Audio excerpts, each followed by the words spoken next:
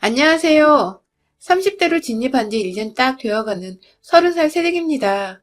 90년생의 며느리 생활기를 사연으로 풀어보려 하는데 재미있게 읽어주셨으면 좋겠습니다. 저는 딸부잣집의 장녀입니다.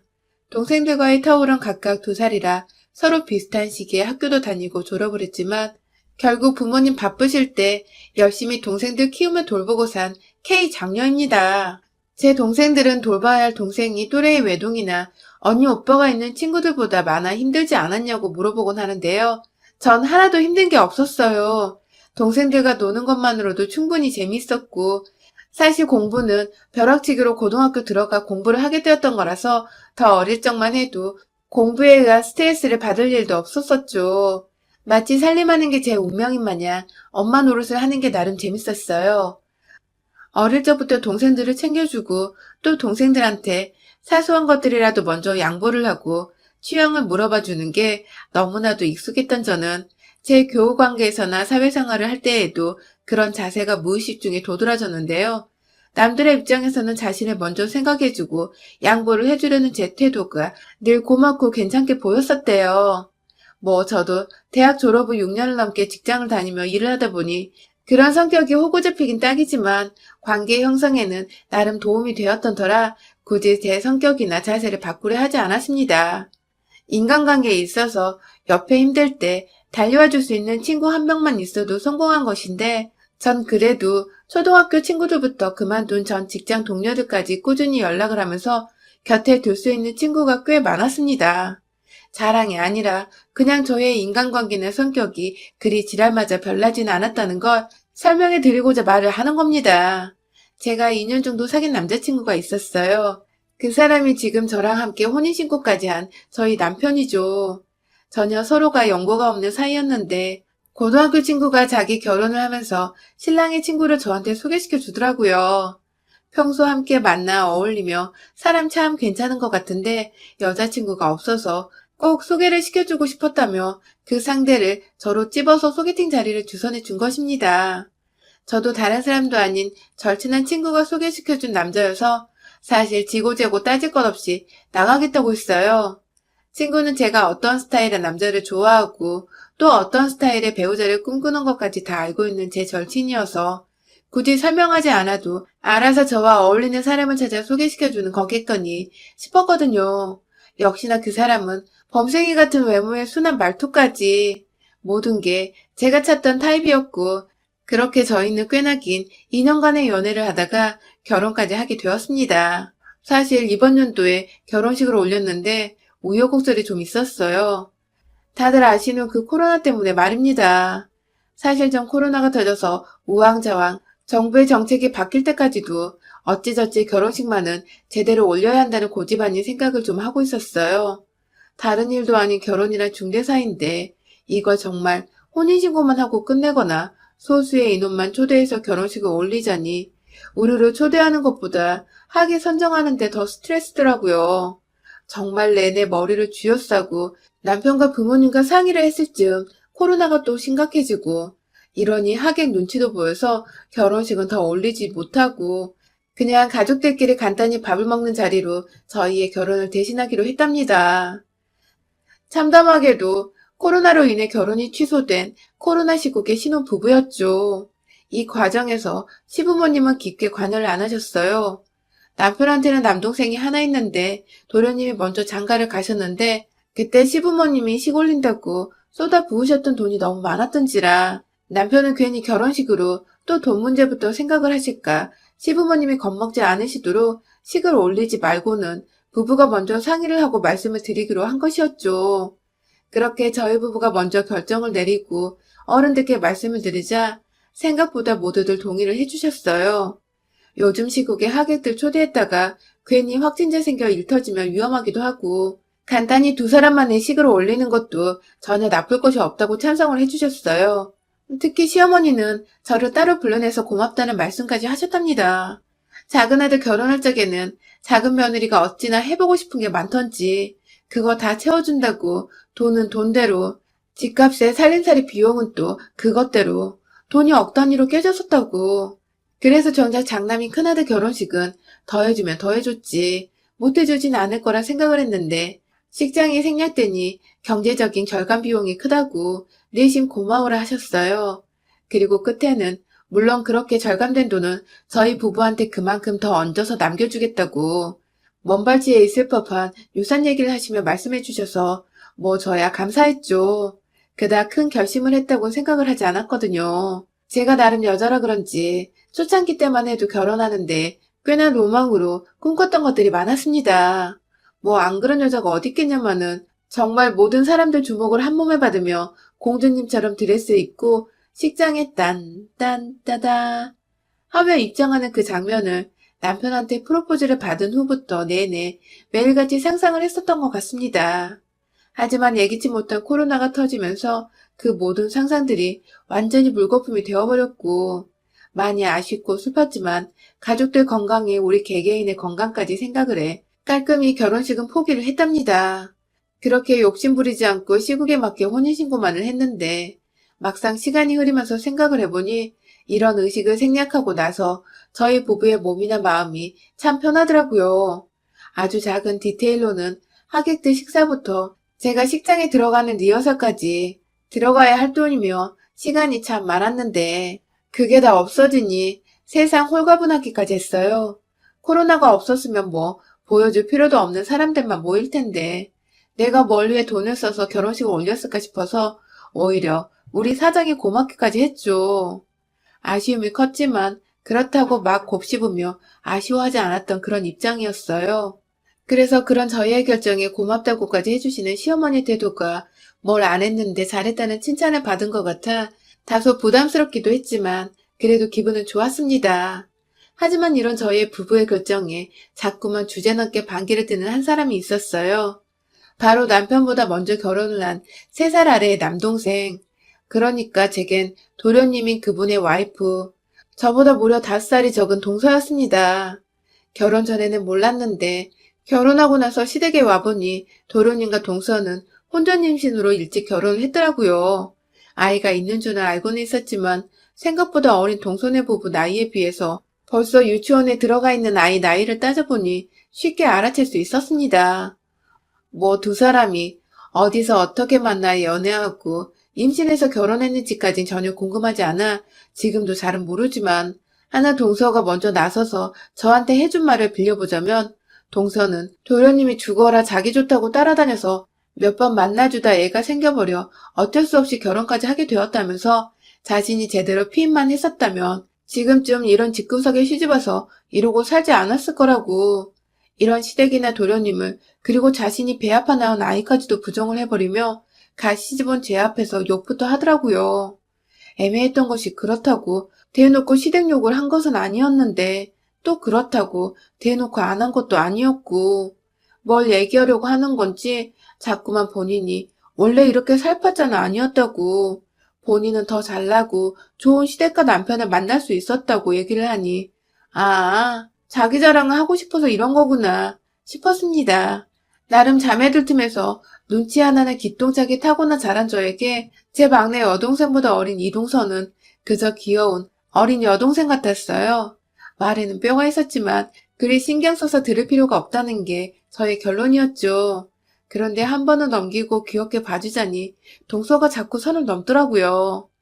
그것도 개념이라곤 밥으로 말아 잡수신 건지 정말 제가 아랫사람인지 누가 윗사람인지 그런 걸 다 떠나서 제가 다스려야 하는 사람이란 걸 생각은 하고 있는 건지 싶은 적이 참 많았습니다. 결혼을 하고 처음 지가 시집을 잘못 왔다는 소리를 하고 나서 전 그냥 너무 보기 좋은 가족인데 왜? 라고 했거든요. 그렇게 넘기고서 시간을 좀 두고 주말을 맞아 가족들이 시댁에서 모였던 날 동서가 저를 따로 불러서는 시댁에 있는 작은 옷방으로 절 데려가는 겁니다. 거기가 말이 옷방이지 연예인들 옷방같이 좋은 옷 잔뜩 걸려있는 그런 방이 아니라 그냥 둘 곳이 없어 옷을 우르르 작은 방에 모아놓기만 한 곳이었거든요. 들어가면 안 입는 옷들도 잔뜩 있다 보니 먼지가 장난이 아니었어요. 그런데 굳이 절 그 방 안으로 데려가서는 한다는 말이 왜 자기를 존댓말로 부르질 않느냐는 겁니다.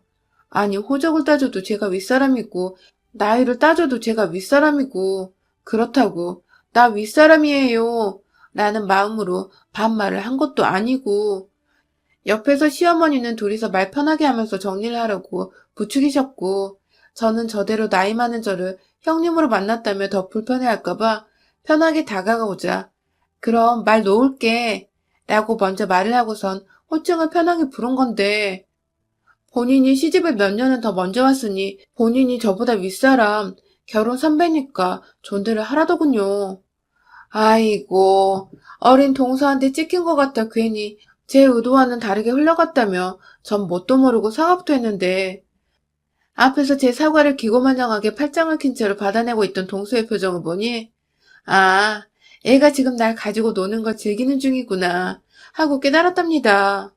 세상 어느 집구석에서도 결혼을 먼저 했다고 결혼 선배라며 5살 위에 형님한테 존대를 강요하는 동서는 듣도 보도 못했었고요.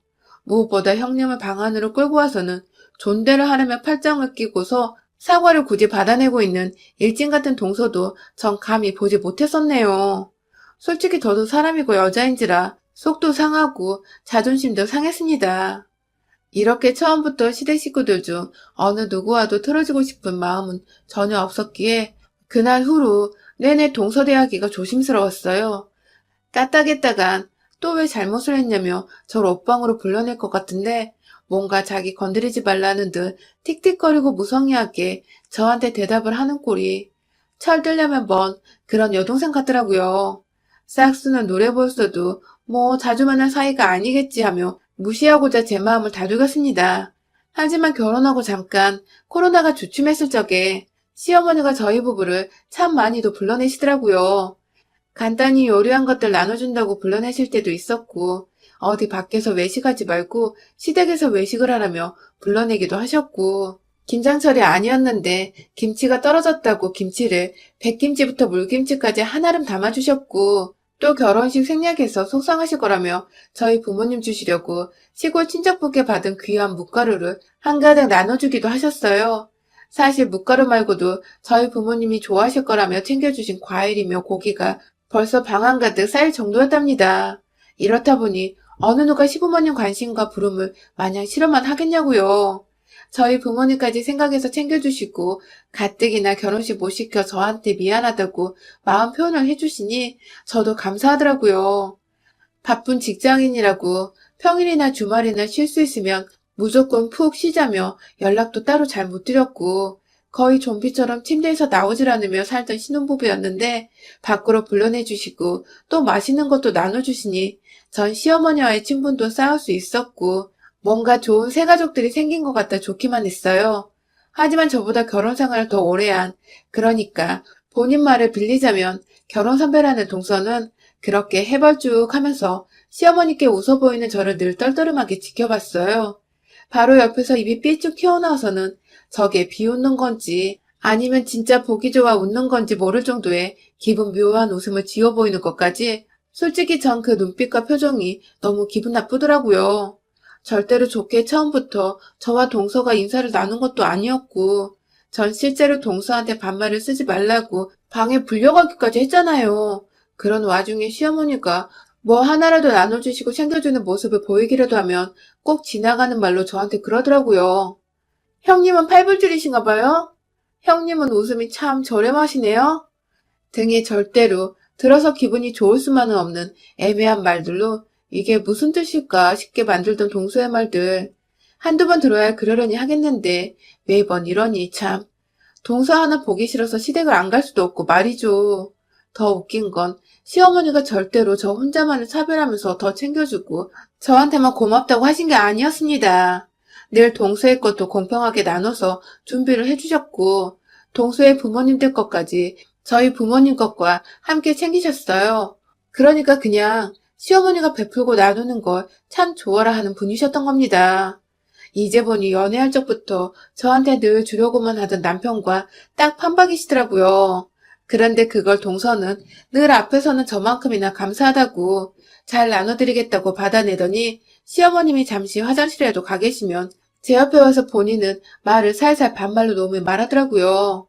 우리 집이 쓰레기 분리수 과장인 줄 아나 봐. 맨날 이렇게 줘.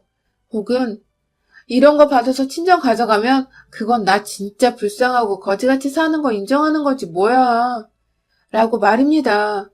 그러니까 동서의 말대로라면 시어머니께 받은 음식들을 절대로 친정에 주지도 애초에 받지도 말라는 뜻이더라고요. 굳이라고 경제적으로 어려우니까 시어머니한테 이런 거를 받는 거라는 식으로 말이죠. 그러면서 본인은 본인 것을 칼같이 챙기고 늘 떠나던 동서.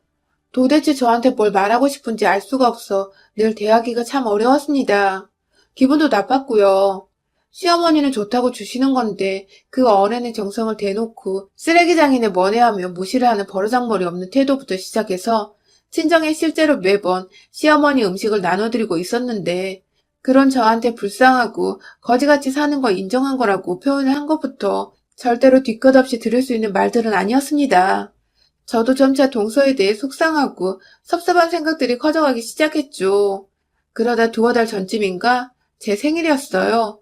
뭐 나이 서른에 생일 파티를 거창하게 하기도 뭐하고 결혼하고 나서 처음 맞는 생일이었던지라 남편과 나름 신경 써서 단둘만의 소중하고 소소한 생일밥을 계획했죠.